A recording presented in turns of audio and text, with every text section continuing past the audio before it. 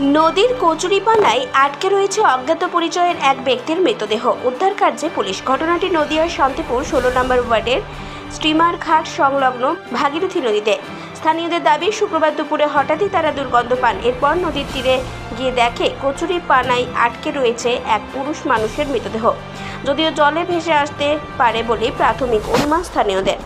সাথে সাথে খবর দেওয়া হয় শান্তিপুর থানায়। ঘটনাস্থলে উদ্ধার কার্যের জন্য এসে পৌঁছান বেশ কিছু কর্মী। এরপর কচুরিপানা সরিয়ে ওই মৃতদেহটিকে উদ্ধার করে। তবে নদীতে মৃতদেহ ভেসে আসার ঘটনায় এলাকায় সাময়িকভাবে চাঞ্চল্যের সৃষ্টি হয়।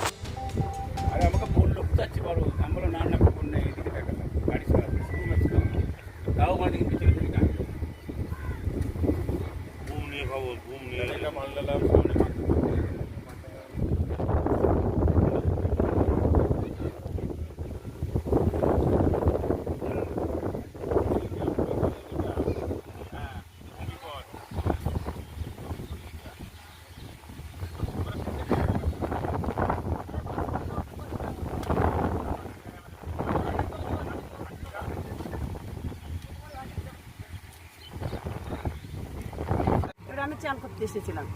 এবার চান করতে আমি আর আমার ভাসুরি মেয়ে এসেছি, ও আবার দাঁড়ায় দাঁড়ায় ভিডিও করছে।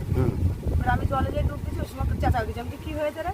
তারপর চোখা কি দেখো পাড়ার মধ্যে একটা মানুষ মারা বেরিয়ে আছে। তারপর দুজনে দেখে চাচা বাড়ি গিয়েছি। তারপর যেয়ে তারপর থানায় ফোন করলাম, এরকম একটা লাশ বেশি আছে বাড়ির সামনে, পানার মধ্যে বেরিয়ে আছে। পাশে তো জল প্রকল্প রয়েছে। হ্যাঁ, জল প্রকল্প রয়েছে, মাঝে মাঝে গরু বাঁধে, ছাগল বাঁধে, তার একটা গন্ধ আলাদা। আর এই গন্ধটা আস্তে আস্তে গন্ধ।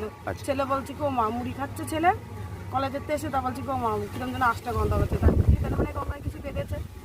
পাশের বাড়ি একটা ছেলে পানা পরিষ্কার করে, ওরা দায়িত্ব দিয়েছে পৌরসভা, তো রোজই বাদে রোজই ছাড়াই।